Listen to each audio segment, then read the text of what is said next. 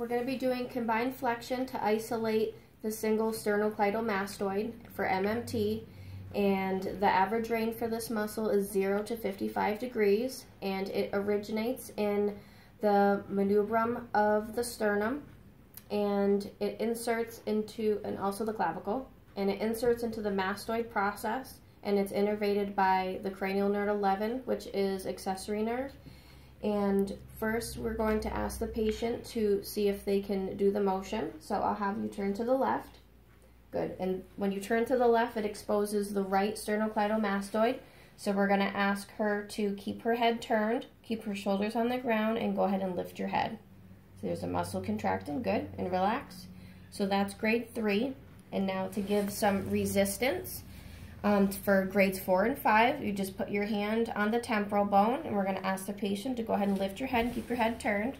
Give some resistance. Good. She's strong. Good. Go ahead and relax. So now we're going to move on to grades 0, 1, and 2. And what you'll do is you're going to be palpating right about here where the muscle sticks out, and we're going to wait for a contraction. So go ahead and try to lift your head, and we see a contraction. And if there is no contraction, that's a 0. And if there's just a tiny bit of a flicker, go ahead and kind of lift your head a tiny bit, a little bit of a flicker, that would be a 1. And that's it. It's all set.